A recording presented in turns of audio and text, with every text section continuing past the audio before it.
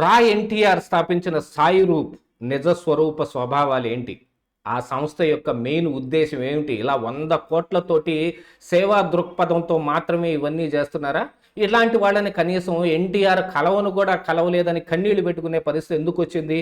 గతంలో ఇలాంటి సంస్థలు ఏం స్థాపించబడ్డాయి? వాళ్ళ యొక్క ముఖ్య ఉద్దేశాలు ఏమిటి? ప్రస్తుతం ఈ సంస్థ చేసే ఈ పనుల వెనకున్న వైసీపీ కారణం అంటున్న దాంట్లో ఎంతవరకు నిజం ఉంది అనేది ఈ వీడియోలో చూద్దాం. ఏంటిటా కుండబద్దలు కొడతా అట్ట. నమస్కారం, కుండబద్దల ప్రేక్షకులకి స్వాగతం. ప్రజాసేవ చేయటానికి ఎవరికి పర్మిషన్స్ ఏం అక్కర్లేదు, కానీ ఎవరికి వారుగా చేసుకుంటే దానికి ఎవరికి అభ్యంతరం లేదు. కానీ మరొక మనిషి పేరు పెట్టుకొని చేసుకుంటే కనీసం వాళ్ళ పర్మిషన్ అన్నా కావాలి.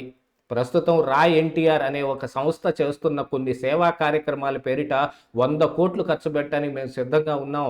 ఈ ఊరు వాడ మొత్తాన్ని మేము అభివృద్ధి చేస్తాం, ఈ ప్రజల సమస్యలు మొత్తం మేము పాలకుల దాకా తీసుకెళ్తాం అని చెప్తూ సాయి రూపు అనౌన్స్ చేసిన దగ్గర నుంచి అనేక ఎలిగేషన్స్ రావటం మొదలుపెట్టాయి. 100 కోట్లతోటి మేము చేస్తామని ఆయన ప్రకటించారు. దాంతో కొన్ని అనుమానాలు కూడా రేకెత్తాయి. ఇది జూనియర్ ఎన్టీఆర్ వెనక నుండి నడిపిస్తూ ఉన్నాడు, ఇప్పుడు రానున్న భవిష్యత్తులో జూనియర్ ఎన్టీఆర్ పొలిటికల్గా ఎంట్రీ ఇచ్చే అవకాశాలు ఉన్నాయి అనేది కూడా మీడియాలో బాగా హల్చల్ నడిచింది. వీటన్నిటి మీద జూనియర్ ఎన్టీఆర్కి సంబంధించిన ఈ వాళ్ళ ఆఫీస్ నుంచి కూడా ఒక స్టేట్మెంట్ కూడా వచ్చింది. ఆ రా ఎన్టీఆర్ తోటి మాకు ఎటువంటి సంబంధం లేదు, వాళ్ళు మమ్మల్ని పర్మిషన్ తీసుకొని చేస్తుంది ఏం కాదు, దీని వెనక మా ప్రోద్బలం ఏమి లేదు, ఎన్టీఆర్ రాజకీయాల్లోకి వచ్చే ఉద్దేశం ఇప్పుడెప్పుడే లేదు అన్నట్టుగా కూడా వాళ్ళ స్టేట్మెంట్ ఆధారంగా తెలిసిపోతూ ఉంది. కాకపోతే ఈ రోజున అంటే ఈరోజు ప్రెస్ మీట్ పెడతాను అని చెప్పి ఈ సాయి రూపు గతంలోనే ప్రకటించున్నాడు కాబట్టి ఈ రోజున ప్రెస్ మీట్ పెట్టాడు. అందులో ఆయన కన్నీటి పర్యంతం కూడా అయ్యాడు. నేను జూనియర్ ఎన్టీఆర్ ఫ్యాన్స్ని, ఫ్యాన్స్కి ఎమోషన్స్ ఏ ఉంటాయి తప్ప వాళ్ళకి మిగతా వాటితోటి ఏం పట్టదు, కానీ మమ్మల్ని కనీసం జూనియర్ ఎన్టీఆర్ కూడా కలవలేదు. నేను కనీసం 25 సార్లు ట్రై చేసి ఉంటాను జూనియర్ ఎన్టీఆర్ని కలవటానికి. అసలు జూనియర్ ఎన్టీఆర్ మా సంస్థ మీద ఆ ఆఫీస్ నుంచి వచ్చిన ఈ స్టేట్మెంట్ వెనక కనీసం జూనియర్ ఎన్టీఆర్కి ఇది నోటీసులో కూడా ఉందో లేదో అనే అనుమానాలు ఉన్నాయి అని చెప్తూ వచ్చాడు. కానీ అసలైన అనుమానాలు ఈ రా ఎన్టీఆర్ మీదనే వస్తూ ఉన్నాయి. ఈయన స్థాపించిన ఈ సంస్థ కానీ ఏపీ కమిటీలుగా ఈయన ఒక 40,000 మంది స్వచ్ఛంద వాలంటీర్లను తయారు చేసుకోవటం కానీ, వాళ్ళ ద్వారా 100 కోట్ల రూపాయలు రైజ్ చేసి వాటన్నిటిని ప్రజాసేవకు ఉపయోగించటం వెనక ఏదో ఒక దురుద్దేశం ఉండకుండా ఉంటుందా అనే అనుమానాలు వస్తాయి.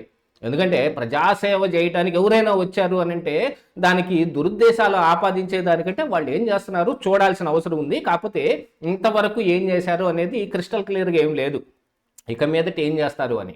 కాకపోతే గతంలో మనం ఏం చేసాం, మనకి ఎన్ని ఉద్దేశాలు ఉన్నాయి, మనకి ఏం కంపెనీలు ఉన్నాయి, మనం చేసిన పనులు ఏమిటి, వీటి ఆధారంగా ఈ రోజున పుకార్ల రూపంలో కానీ అది నిజం అయితే అవ్వచ్చేమో, అది కూడా బయటకు వచ్చి మీ అసలు స్వరూపాలు చూపిస్తూ ఉంటాయి. గతంలో ఈ సాయి రూపు పొలిటికల్ అడ్వైజరీ అనే ఒక సంస్థను కూడా స్థాపించాడు. పొలిటికల్ పార్టీకి అడ్వైజులు చేస్తామని, వాళ్ళకి సర్వేలు చేసి పెడతామని, పొలిటికల్ అనాలిసిస్ చేస్తామని ఇలాంటి సంస్థలు కూడా ఒకటి స్థాపించి ఆ తర్వాత ఇలాంటి కార్యక్రమాలకు వస్తే అనుమానం ఖచ్చితంగా ఆ సంస్థ దాకా వెళ్ళుద్ది. దాని మీద కూడా సాయి రూపు ఒక వివరణ ఇచ్చే ప్రయత్నం చేసినప్పటికీ బయటకు చెప్పేది అంతా నిజమేనా, సాయి రూపు నిజమే చెబుతూ ఉన్నాడా, ఆయనకి నిజంగా ఒక్క ఉద్దేశం కూడా లేదా అని అంటే ఎవరు చెప్పలేనిది. అది పైకి ఏమైనా చెప్పుకోవచ్చు, ఎంతైనా మనం బంకొచ్చు, కానీ లోపల ఉన్నది ఏమిటి అని అంటే స్థానిక సంస్థలు రాబోతున్న సమయంలో అంటే అనౌన్స్ చేసింది నిన్ననే ఈ రా ఎన్టీఆర్ ముందుగానే ఇలాంటి సేవా కార్యక్రమాలు చేపడతామని చెప్పారు అని అంటున్నా ఈ స్థానిక సంస్థల ఎన్నికలు రాబోతున్నాయి అనేది గత 6-8 నెలలుగా జరుగుతున్న వ్యవహారమే కదా. ఇందులో మరి ప్రతి ఊరు వాడ వెళ్ళడానికి వీళ్ళు రైట్ ట్రయల్గా ఒక దారి వేసుకున్నారు. ఆ దారి వేసుకోవటం ద్వారా ఇప్పుడు ఈ డబ్బులు ఖర్చు పెట్టడం ద్వారా ఎవరిని ప్రభావితం చేస్తారు, ఎంతవరకు ప్రభావితం చేస్తారు. ఆల్రెడీ గతంలో ఈ జూనియర్ ఎన్టీఆర్కి ఈ కూటమిలో ఉన్న లోకేష్ లేకపోతే చంద్రబాబు నాయుడుతో పట్టం లేదనే విషయాన్ని ఎస్టాబ్లిష్ చేస్తా దగ్గుబాటి వెంకటేశ్వర ప్రసాద్ కూడా ఈ జూనియర్ ఎన్టీఆర్ ఫ్యాన్స్ తోటి ఆడియో కాల్ మాట్లాడింది ఒకటి లీక్ అయింది. ఆడియో కాల్ లీక్ వెనక కూడా వైసీపీ ఉందనేది ఆ రోజున వచ్చిన ఆ, ఒక పుకారు అనుకోండి. కాకపోతే అందులో రిలీజ్ చేయాల్సిన అవసరం ఏమొచ్చింది? ఇలాంటిది ఏదైనా ఉంటే మరి కూటమి నాయకుల దృష్టికే తీసుకెళ్ళొచ్చు. ఇదిగో మీ ఎమ్మెల్యేలు ఇలా మాట్లాడుతున్నారని. కాదు, మీడియాలోకి వచ్చింది అని అంటే దాని మీద ఏదో ఒక ఉద్దేశం ఆపాదించబడుతుంది. అది నిజమో అబద్ధమో కానీ దాన్ని ప్రూవ్ చేసుకోవాల్సిన బాధ్యత ఒకటి వస్తుంది.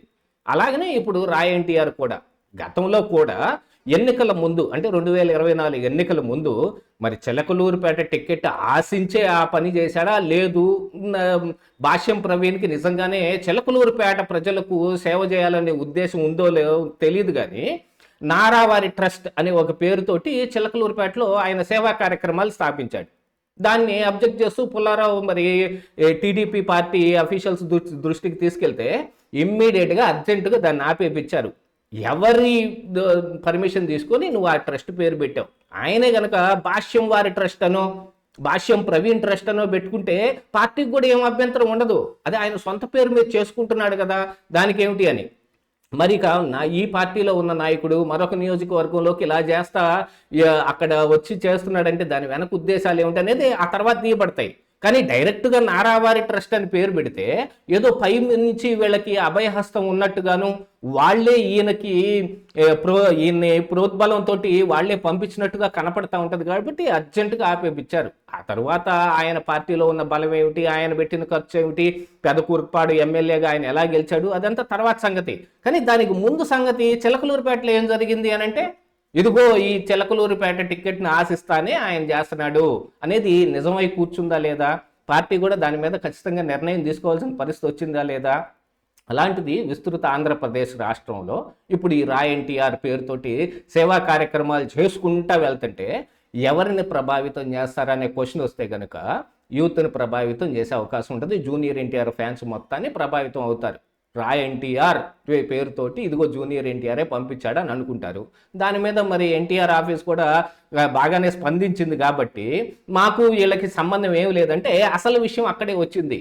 మరి ఇప్పుడు ఈ గోలంతా ఇతను ఎందుకు చేస్తున్నాడు అంటే ఇతను పొలిటికల్ అడ్వైజరీ కమిటీ అని ఒక పెట్టుకున్నాడు. India's first dedicated political advisory and పార్టీలకి సలహాలు ఇచ్చే ఒక కమిటీ, ఒక సంస్థని దానికోసం పనిచేస్తున్నాడు అనేది క్రిస్టల్ క్లియర్గా అర్థమైపోయింది. ఒకవేళ ఇప్పుడు చెయ్యకపోయినా ముందు సేవా కార్యక్రమాలే చేసినా తరువాత అండర్ కరెంట్గా చాప కింద నీరులాగా వైసీపీ ఇతని చేత ఆ పని చేయిస్తుందని ఏమన్నా రూల్ ఉంటుందా?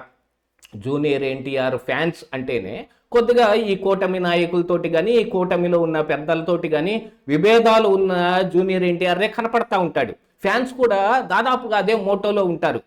చాలామంది బయట ఉన్న ప్రచారం ప్రకారంగా చూస్తే జూనియర్ ఎన్టీఆర్ ఫ్యాన్స్ మొత్తం వైసీపీకి ఓటేశారన్నట్టుగా కూడా ఒక ప్రచారం ఉంది. అందులో వాస్తవాలు ఏమున్నాయి లేవు అనేది ఎవరు చెప్పలేకపోయినప్పటికీ అలా ఉంది. కాబట్టి ఖచ్చితంగా ఎన్టీఆర్ వెనక వైసీపీ హస్తం ఉండే అవకాశాలు మెండుగా కనబడుతున్నాయి.